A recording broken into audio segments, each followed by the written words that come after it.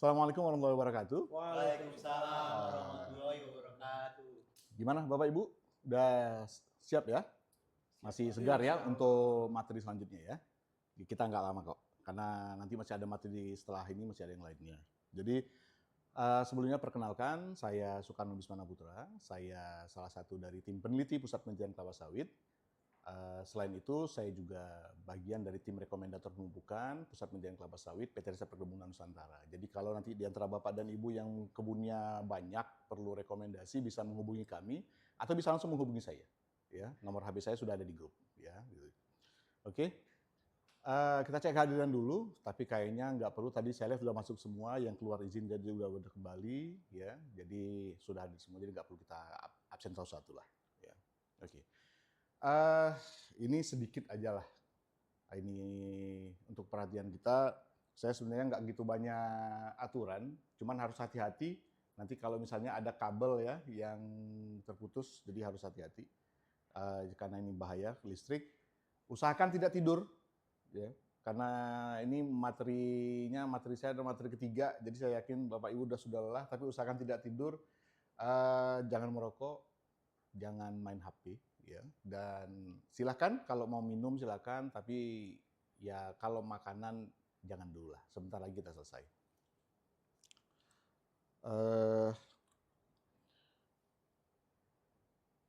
Kira-kira Bapak Ibu melihat apa ini? Ya, kita ada tanaman, ya, ada yang kasih pupuk. Nah, dari kecil sudah kita siapkan, ya, dari kecil sudah dipersiapkan makanannya, karena sawit ini butuh makan, butuh dipersiapkan. Ya, kalau tadi sebelumnya Pak Ciptadi itu sudah memberikan tugas untuk TBM, nah ini mulai dari pembenihan, salah satunya nanti anggarannya adalah pupuk. Ya. Jadi pupuk adalah memang salah satu yang penting buat tanaman kelapa sawit. Oke. Pelatihan kita kali ini judulnya agak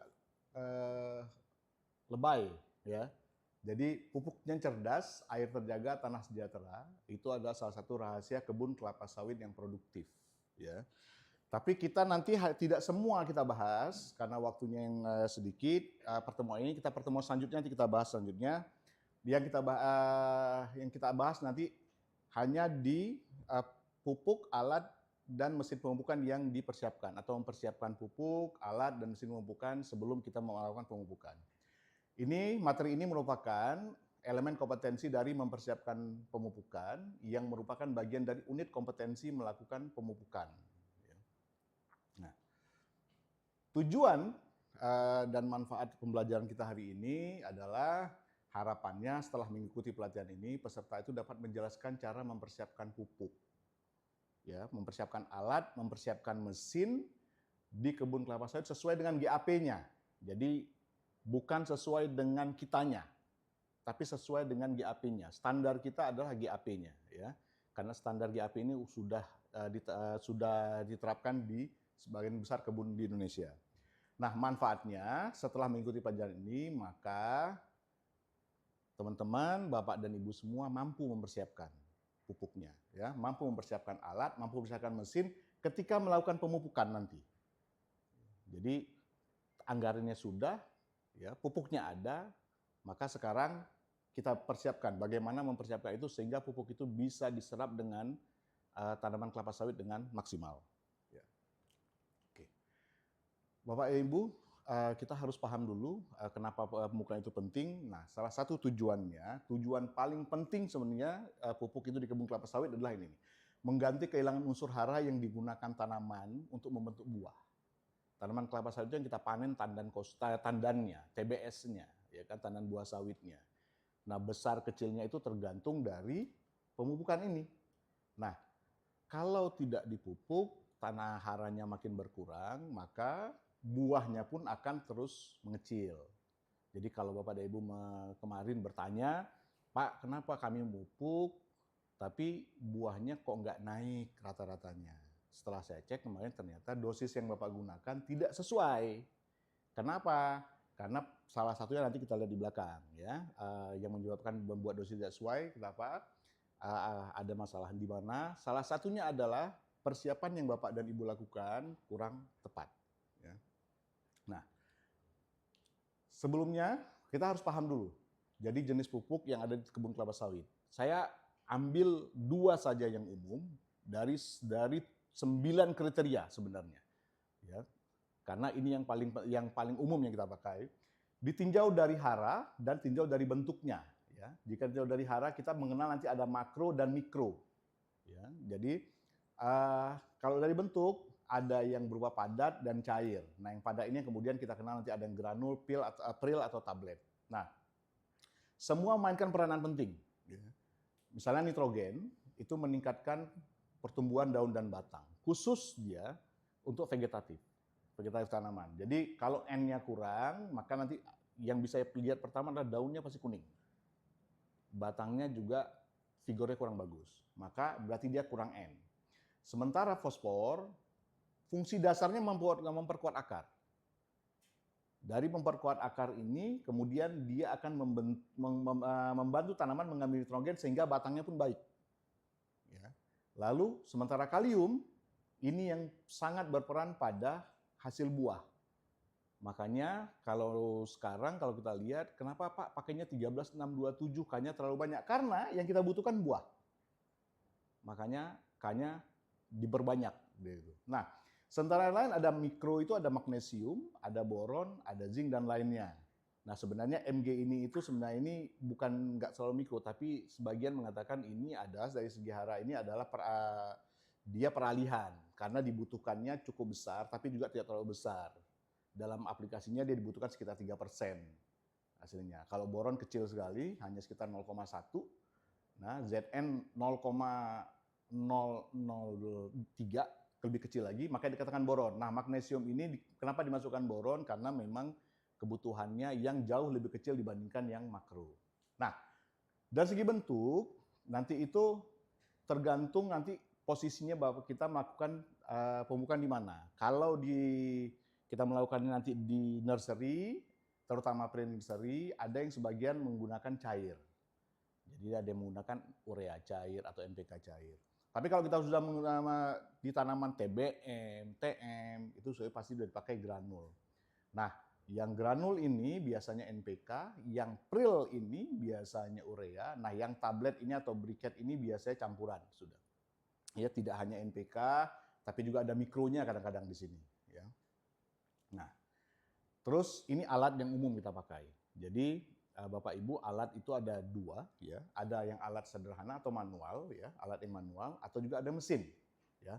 Nah, alat yang manual ini kita pakai kalau yang mesin ini ternyata tidak ada, karena investasi mesin ini besar, jadi biaya, jadi masuk anggaran nanti ini. Kalau di anggaran nggak ada, ya kita nggak bisa, berarti kita pakai manual. Jadi tidak ada alasan bahwa kita tidak mupuk, Pak, alatnya nggak ada. Nah, mesin spreadernya nggak ada, Pak, jadi kami nggak bisa mupuk, Pak. Sprayernya nggak ada yang elektrik, Pak, harus pakai yang pompa, kami nggak bisa mupuk, itu nggak ada alasan. Karena kita masih punya yang manual. Tidak ada mesin spreader, masih ada manualnya, apa, ember dan pisin plastik, ya kan? Tidak ada yang elektrik, ada yang pompa.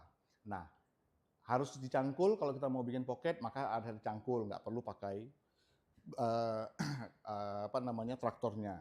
Atau Pak jauh Pak di bawah, nggak ada traktor untuk bawa pupuknya, kan ada gerobak sorongnya. Jadi tidak ada yang mesin, maka kita ada yang manual. Ya. Nah, kita lanjut ke persiapan. Nah, pupuk di kebun kelapa sawit sebelum diaplikasikan butuh persiapan sebelumnya. Nah, apa yang persiapan dilakukan? Yang paling penting ini, menghitung kebutuhan pupuk berdasarkan umur dan luas lahan, karena ini nanti masuk anggaran. Ya, jangan sampai salah hitung pupuknya kurang. Atau salah hitung pupuknya lebih, ternyata umurnya itu masih tanaman muda.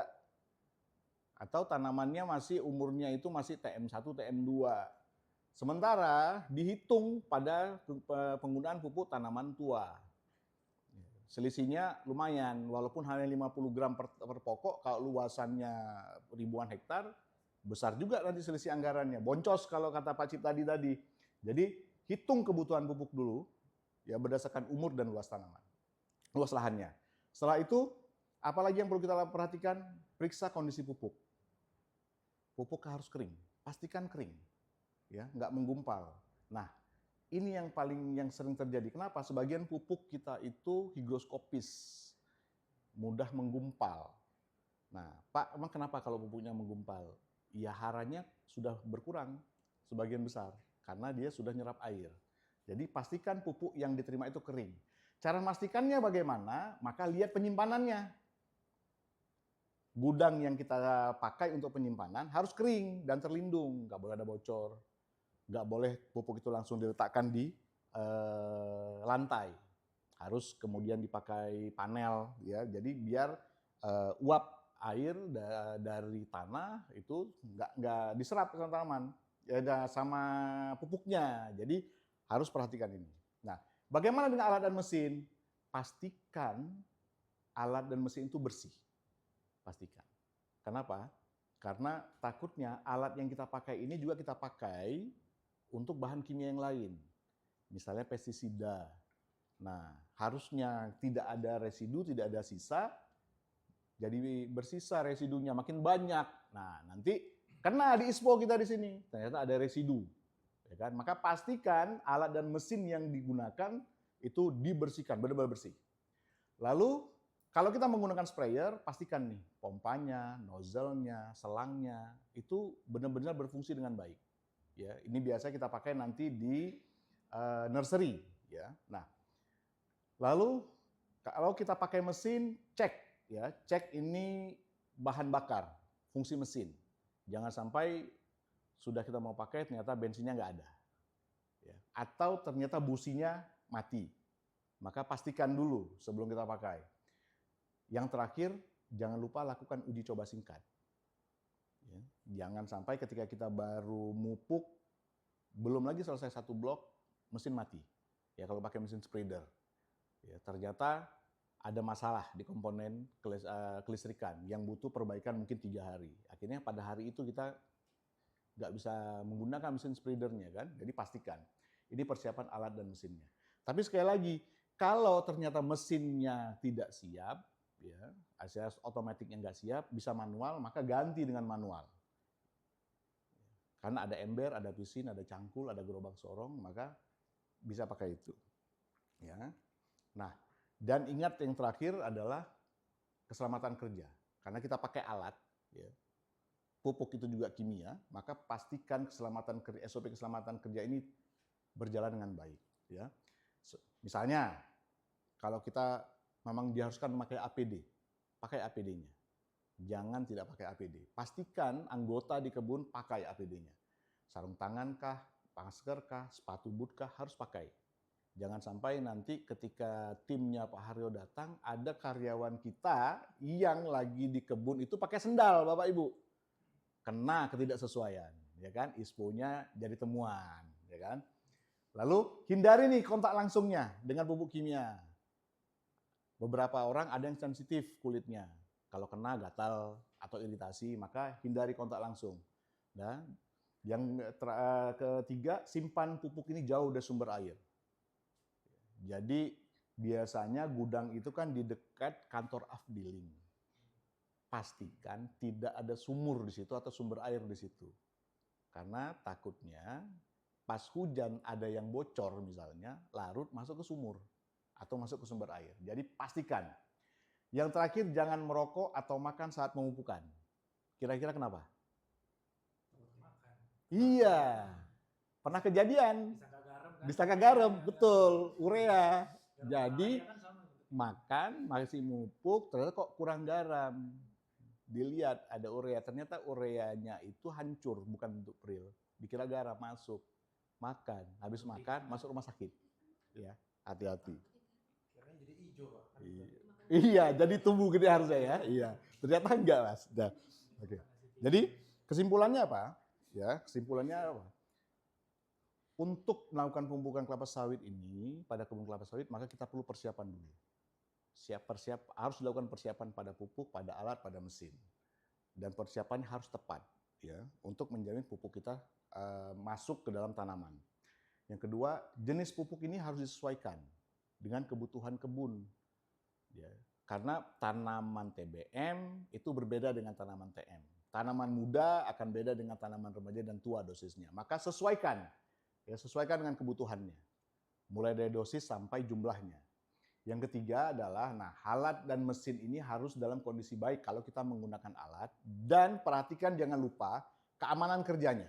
Ya. Pastikan keamanan kerjanya, jangan sampai ada kecelakaan kerja. Minimalkan sekali terjadinya kecelakaan kerja dengan penerapan SOP-nya. Ya. Oke. Saya tidak akan banyak karena waktunya nggak banyak, maka saya akan langsung masuk saja. Kira-kira ada yang bisa menjawab Kak untuk pertanyaan pertama ini? Jenis-jenis pupuk jika ditinjau dari komponen haranya. Masih ingat nggak?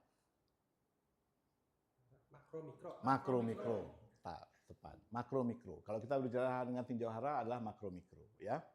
Nah, yang kedua, cara kita mempersiapkan pupuk sebelum pemupukan. Pengadaan dulu. Itu untuk Pak Ciptadi tadi, Pak. Iya. Ya. Satu, pastikan kondisinya kering. Ya, pastikan kondisinya kering. Ya. Terus, dia pasti kita bisa menggunakan kering kalau kita simpan di tempat yang kering juga. Ya kan? Jauhkan dari air, tempat penyimpanannya. Ya kan? Nah, oke. Ya. Kita akan ada evaluasi, ya. Kita ada evaluasi. Oh ya, boleh Pak. Silakan. Kalau misalnya tadi kan pastikan pupuk harus kering. Ya. Ya kan? Kalau dia tidak kering, apa tindakan kita sebelum mengaplikasikan? Laporkan Pak. Catat dalam form temuan.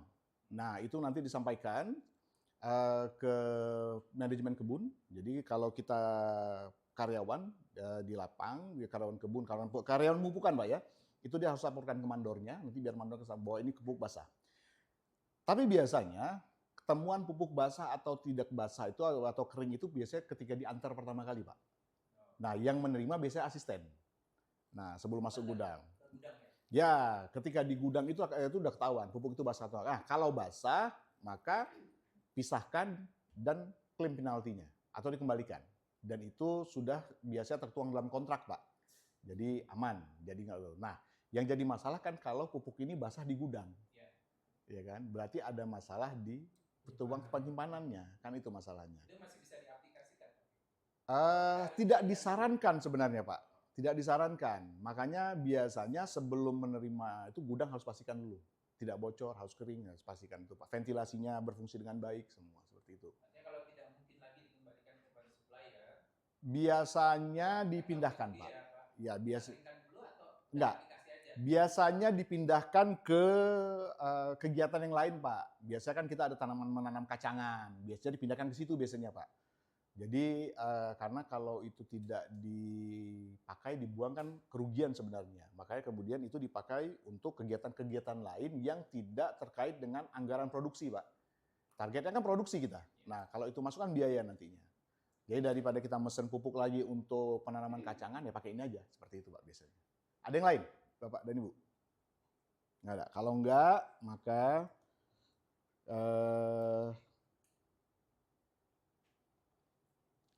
saya sudah kirimkan ke ini ya, ke apa namanya, grup. Link. Nah, lihat linknya, kita ada punya waktu 2 menit, nggak sampai 2 menit lah. Soalnya juga nggak banyak kok, cuma 40 soal. Di grup ada? Nah, coba lihat dulu. Udah, Bapak Ibu masuk, terus daftar dulu, namanya nanti akan terekod langsung. Oke, kita mulai ya. Yuk.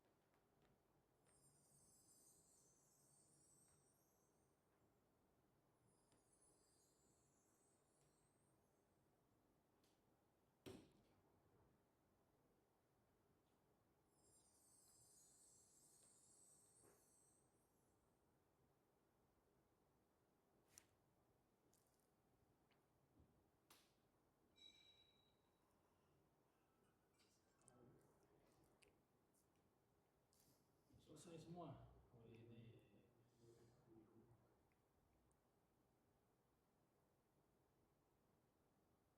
Wih.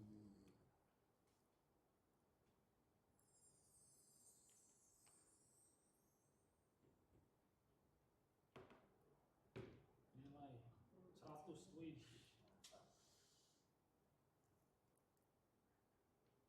Oke, sudah. Bonus. Ya. Wah, nilainya hampir semuanya ini nilai sempurna semua. Ada satu yang kurang, tapi masih oke, ya, masih oke, masih di atas kompetensi standar yang kita minta, ya. Nah, eh, tugas tambahan, ya nanti kita ketemu pertemuan selanjutnya, ya. Itu buat rangkuman karena tentang pupuk mikro. Pertemuan selanjutnya kita akan bahas tentang pupuk mikro karena pupuk mikro ini agak berbeda nanti penanganannya, ya. Nah, saya minta nanti Bapak Ibu buat rangkuman tentang pupuk mikro, ya. Buat rangkuman tentang pupuk mikro, terutama sifat-sifatnya dan kelebihan kekurangannya. Nah, ini dibuatnya dalam soft copy, nanti dikumpulkan pada pertemuan berikutnya. Ya. Nah, seorang teman pernah ngomong ke saya, ya, kalau kelapa sawit itu bisa ngomong, ya, dia nggak akan pernah ada masalah. Dia kurang makan, dia akan ngomong, dia kurang air kan ngomong, dia sakit, dia ngomong. Masalahnya adalah sawit itu cuma bisa makan doang, nggak bisa ngomong. Maka yang kita pastikan adalah, pastikan pupuk yang kita berikan itu bisa dia telan. Ya. Sehingga tanamannya bisa makan dan bisa tumbuh, bisa hidup dengan sehat. Ya. Terima kasih atas perhatian Bapak dan Ibu. Jika ada bahasa saya yang kurang, saya mohon maaf. Wabillahi taufiq wal hidayah. Assalamualaikum warahmatullahi wabarakatuh. Waalaikumsalam.